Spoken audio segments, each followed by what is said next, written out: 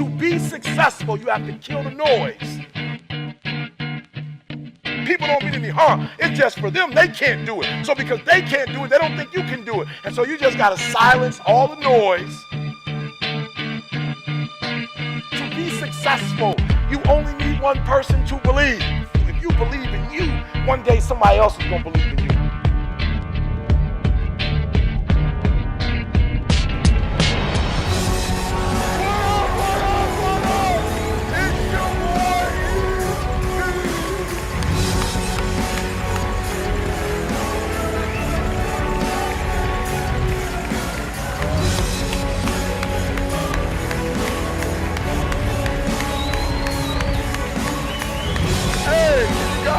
Turn the mic up. Hey, if London is in the house, make some noise. Yeah. Let me tell you something, guys. Man, I'm excited. He's right. I'm in the back like, why are they talking so much? Let's get it. Whose idea was to do this video? Like, let's get straight to it. Look, man, I'm excited. I'm pumped up. Let me just say this to you guys before we get started. This is not about E.T. Today, it's about you, right? And I want you to know, for those of you who, you made a sacrifice to be here, you made an investment. I heard somebody came all the way from Australia. I was nervous. Like, that was too much. Like, I was okay. They was like, E, how you feel? I'm good. Somebody flew in from Australia. That's a 24-hour flight. I'm like, oh, no. Like, I got to be good, man. I got to be good. So I'm excited, guys. Listen to me. And I know you hear me say this on the video, but I have to say it personally because I'm here. I'm in your presence. Listen to me. You got to know I'm not a motivational speaker. That's just some term they give me. But I love you and I believe in you. Listen to me. I love you and I believe in you. That's why we do what we do. And I never forget, I went to, because you guys got to remember, I'm married, right? So I'm married with a family. And so I never forget when I came to my wife, right? And my wife's very stable. She's a stable person, right? And I came to my wife with this great idea. I was like, look, I'm quitting my job. All right, quitting your job. All right, we've been here before. I can handle it. All right, so I'm like, I'm quitting my job. So that means 6-figure income. That means the 401k. And unfortunately, in the States, we have to pay for health insurance, right? So I got my health insurance package. And she's like, all right, good. All right, so you're quitting your job. I'm like, all right, we're having this conversation. I can already see, like, her disposition changing a little bit, right? And so then I say, well, and what I'm going to do with my proposition in place of my job, I'm going to look at a camera. And I'm going to just say, thank God it's Monday. And I'm going to inspire the world. And she's like, all right. Now, what are you really going to do? I'm like, for real. I'm just going to look in the camera, all right? And I'm going to inspire people and encourage people and tell people they can do it and give them a whole bunch of principles for free. But it's going to work out. So listen to me very closely. I didn't do that for fun. I have a family. But I did it because even though I'm staring in that camera and I can't see one person I'm talking to, I'm believing. I'm believing that what I'm saying is making a difference in somebody's life. And I don't know who that somebody is. But almost 3 years to the day, I'm in London. And not only myself, but my wife and my family gets the opportunity to see who I was talking to and who I inspired. So thank you for coming into this place today. But you got to do me a huge favor. You cannot leave the same. So this is not about motivation. This isn't about inspiration. This is about empowerment. And when you leave this place today, I need you to think in a way you've never thought before. And I need you to behave in a way that you've never behaved, because you can't waste my time. So it's not about, whoa, that was the best thing I've ever heard. Man, E.T. is as advertised. Man, he's got as much passion as he does in the video. No. I didn't come thousands and thousands of miles for you to be inspired. But when you leave, I want your wife to say, can you go back next weekend? Can you get E.T. number? Right? Because I got to upgrade. I don't know what happened. I want some husband who missed it and the wife came. I want to say, wow. I want some child to say, Mom, what did they, you should have took me with you. I want your coach. I want your coach to say, you are intent. You practice like you've never practiced before. You listen like you've never listened before. I want you to be on an entirely different, I want you to change. I want people not to recognize who you are. When my mother and I came, somebody asked my mother the question, are you proud? My mom said, that words can't explain. So I'm not dealing with hearing my mom say, I'm proud of you. But if you could talk to my mother and find out who I was at 16 and 17 and who I am now, what she'd say is he's a different person. I need you to be a different person. Because what I want you to know is that you are where you are. If you're not where you want to be, okay, let me stop because I'm getting ahead of myself. You will raise your hand and respond to me. If you're not 120% where you want to be right now in life and there's still room for you to improve, can you please just entertain me and just, good, hands down, good.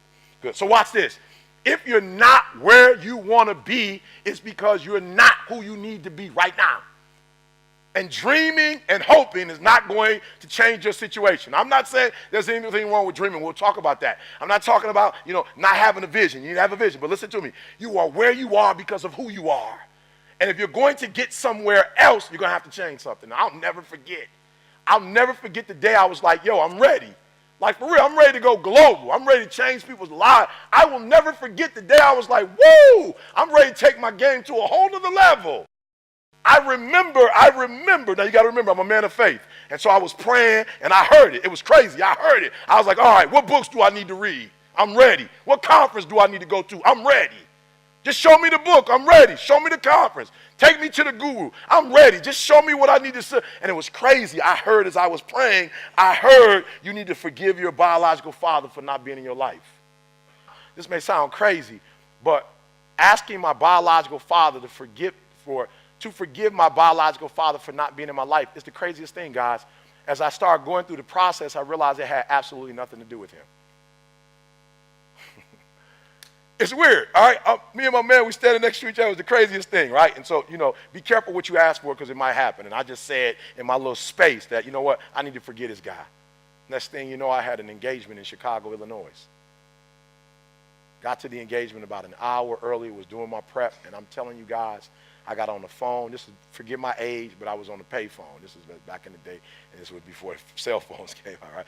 I was talking to my grandmother on the pay phone. And out of the corner of my eye, I promise you, I thought I saw my father. I said, that can't be. I didn't call him. He doesn't know I'm here. I forgot I got a grandmother. So my grandma working it out, like, your son's in town. He's on 71st in Michigan. He'll be there at 7 p.m. So my man walks in. I look at my man. I'm like, nah, I can't even do it. Be careful what you ask for. I'm like, I can't do it. I'm like, come on, why are you going to pick this time? Can I say something to you guys? To be successful is never convenient. The things that you have to go through, it's never convenient. I'm like, I'm about to speak. Come on, you coming in when I'm about to speak, like you're about to throw my whole game off. So I didn't know what to call him. Dad? Like, I was tripping. Like, I didn't know what to call him. So he's sitting there, and so he's like, and so I finally get there. It's like, why weren't you in my life? I'm talking about water here, but no drops. It's like here. And I'm like, and boom, bring them all back in. Blah. I bring them right back in. I'm just sitting there like,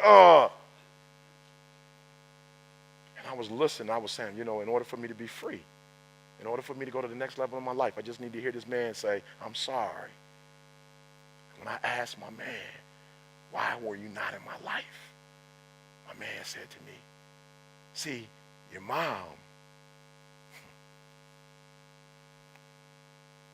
I was like, wow, you ain't go there.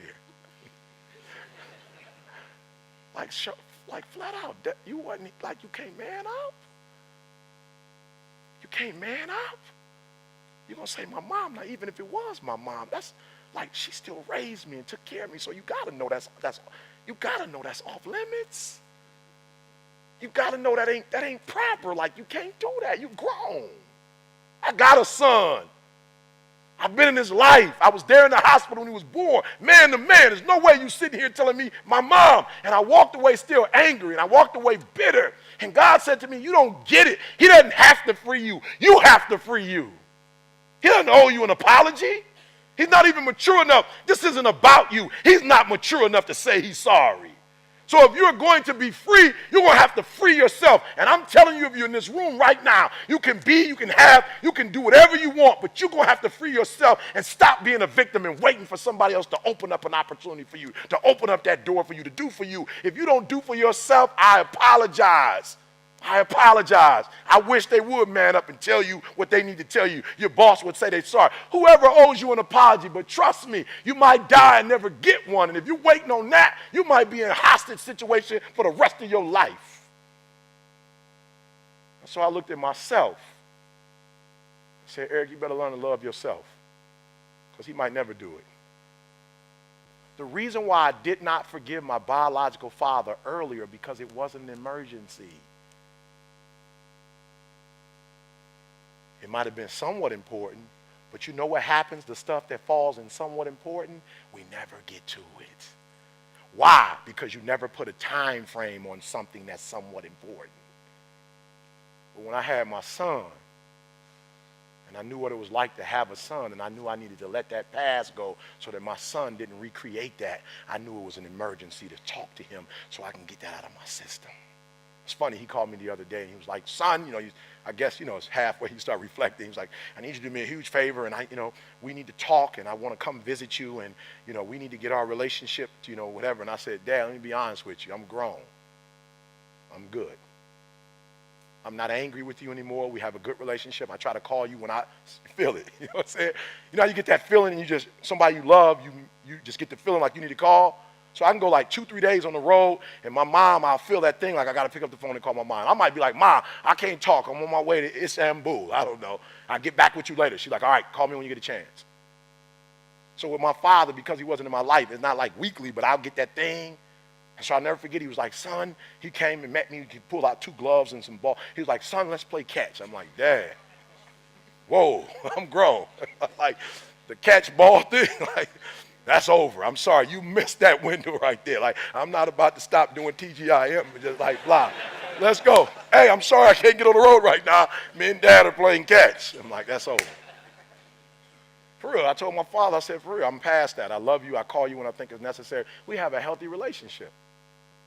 Oh, you got to hear what I'm saying. When it's somewhat important, you don't have no time frame. When it's very important, you do it within 48 hours. When it's an emergency, somebody calls me and says, Mr. Thomas, I'm sorry, we cannot give you your check until you sign the document. It doesn't take me an hour. Where can I find the document? It's online. Give me the correct address. Give me 1 second, please. I don't even have ink in my computer, right? I found a way to print it out. Right? I'm praying over ink, be there. I just sign that thing, boom, scan it, give it right to them. It doesn't even take 30 minutes. Right? And my family will tell you, my friends tell you, I don't even follow through like that. I call immediately. Have you gotten no, Mr. Thomas, we haven't. I'll stay on hold. Mr. Thomas, we'll call you back as soon as we get it. Nope, I will stay on hold. Because you might not call me back. She called, I got it. Thank you. Look, when I got here, I saw 2 things. The big double-decker red bus, and then I saw the ambulance. Right here. I've never been here before. First thing. I saw a little, I don't know, neon green. I don't know what it is. They've been all over the place. Do me a huge favor. When you walk out of here, I need to hear. There's some stuff when you leave that you don't have forever. You need to deal with it. There's some phone calls you need to make as soon as you leave. There's some things you haven't done that you need to do. You don't have another week to do it. You don't have another day to do it. When you walk out, they need to just be, for real. London just need to be, I don't know what's going on, but in the mermaid area, there's everybody just, I don't know what happened, but it's some emergencies over there.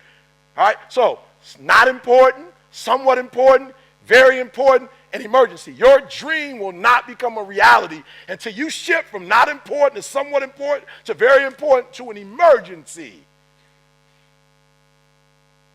And you don't have forever to do it, and I had to forgive my father, and you know what happened? It was so crazy. When I forgave my father, it had nothing to do with my father. It had everything to do with learning to forgive. And I was speaking one thing and I was living something else. I was traveling across the country telling people about, forgiveness, and I wasn't doing it. Life is going. And you got to do me a favor. When you get hit, I'll never forget. First time I got my boy, they stole my green machine. My mom bought me a green machine. And these 2 boys on the block, they stole my green machine. I was pissed. They bust me out and bleeding. I can't hold, Mom, they stole my green machine, Mom. And you know what my mom told me? Don't come in this house until you go get that big. I paid a lot of money for that big wheel, son. I don't care what you have to do. Like, for real, I'm bleeding. I'm looking for the hole. That wasn't my real. I'm looking like, love me. You know what I'm saying? Hold me. Help me. You know? Mom's like, go back out there and get that boy. You know how much that thing costs?